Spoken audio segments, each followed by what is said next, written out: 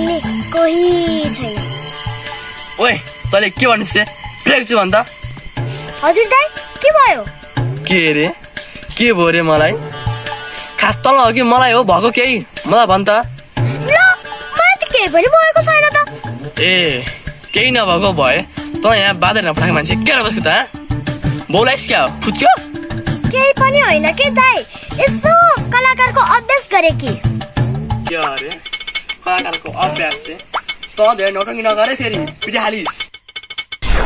तेरो कलाकारको अभ्यास गर्दा यो बारिया भएको मकै बाँधले खाने के गर्नु न भन् त।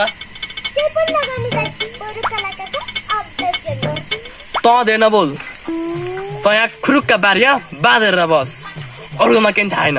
यदि बाँदरले मकै खायो भने मात्र तेरो हात खराब हुने निश्चित छ। कुरा बुझ्छ नि? ल अहिले म गएँ। हे खबरदार।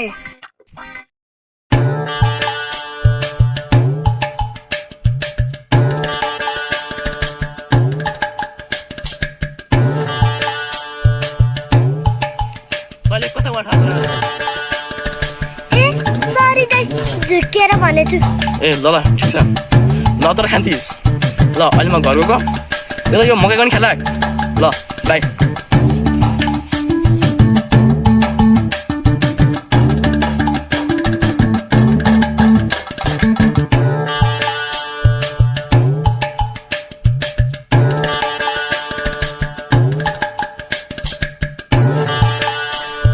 धन्नै दाइको चिउरा खाइएको।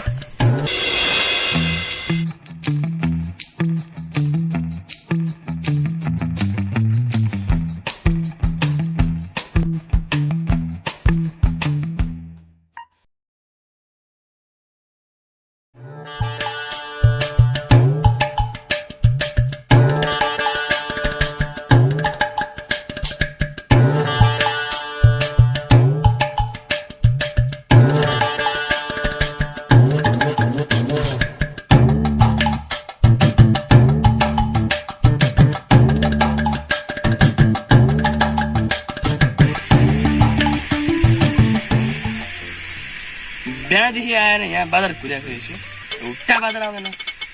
बरु मान्छेको बेटा भोक लागिसक्यो यार। अब म उता भान जाम भने यता मकै बाजारले समस्या पार्दै जान्छ। अब मान्छेको पेटा भोक लागिसक्यो, अब के गर्ने त? होइन यो आमाले यत्रो बेरसम्म घरमा के गरेर बस्नुपर्छ?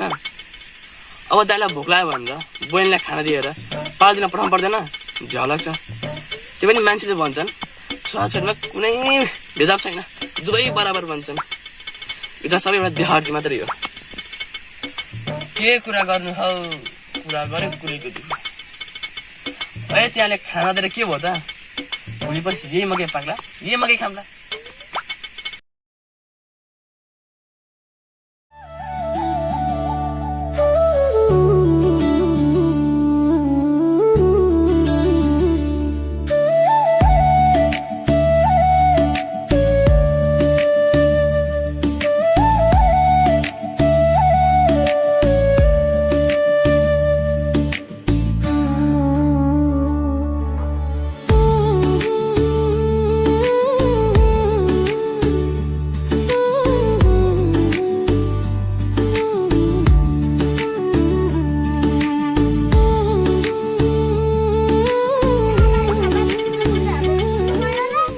आउन ढिलो गरे ताइले मलाई कति गराउनु भयो होला।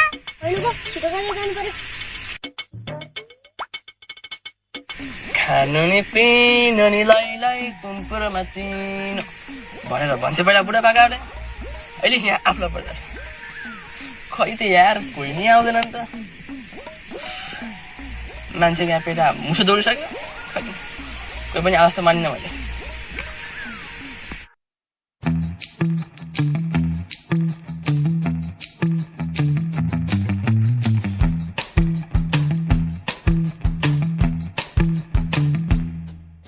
होइन यो पछि खदा गर्ने को हो? ए महारानीज्यू आयो? आए नि हजुरलाई गाह्रो हुन्छ भनेर। ए भनेपछि तिमीलाई मेरो नि माया लाग्छ? ल छोरी अनि महारानीज्यूले जुवा गरिबक्स्यो? गरिसके हजुरलाई चाहिँ आमाले बोलाउनु भएको छ खाना खान गइस्यो के अरे गइसक्यो अरे तँले भन्न पर्छ तासमा आफै गइहाल्छु निकै जान्ने हुँदो रहेछ यार एउटा सुन म यहाँ बसिन्जेल बाजाले मकै च्यातेको नि छैन र छोया नि छोएन अब त हुँदा च्यात्यो छोयो म केही मतलब छैन ए रुख त्यही पनि म यसो मगेर्छु जरादेखि उपास हेर्न पर्यो नि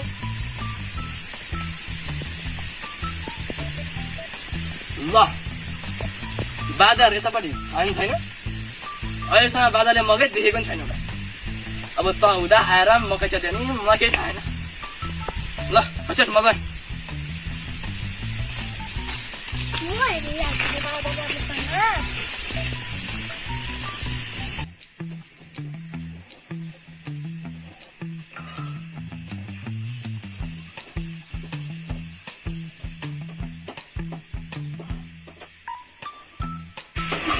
ल आज खाइयो बोर्डो नानीले बाटो के पो गरेछ बाबाले मकै खायो कि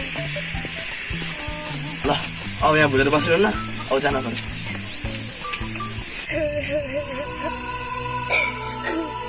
बाबाले मकै खाइदियो अब म के गर्ने अब मैले आमा र दाइलाई के भने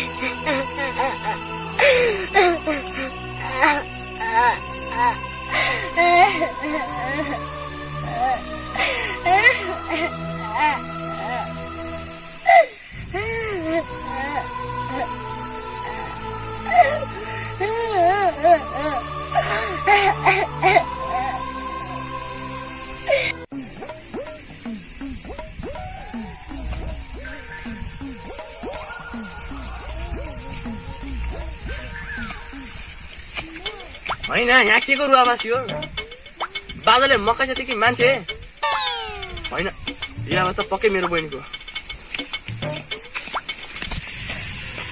ओइ ओइ के भयो ओइ ओइ के भयो मछेल्टो क्या अलिकति सबाल्टेको खै सटा सटा खै बिहानुपर्छ भनेपछि बजारेको बारे खै कहाँ गइहाल्नुपर्छ अनि कसलाई त कसलाई के भन्छ यो नरो अनि त्यत्रो बादल ल्याएर मकै खान्छ जाऊ बादल धर्न सकिनस् दबाउन गएको त हो नि उल्टै मलाई गोपान आयो म त भागेँ त यता नि भने मैले आमाको गाली खाने बरु आमालाई के पो भन्ने ल मलाई के चुप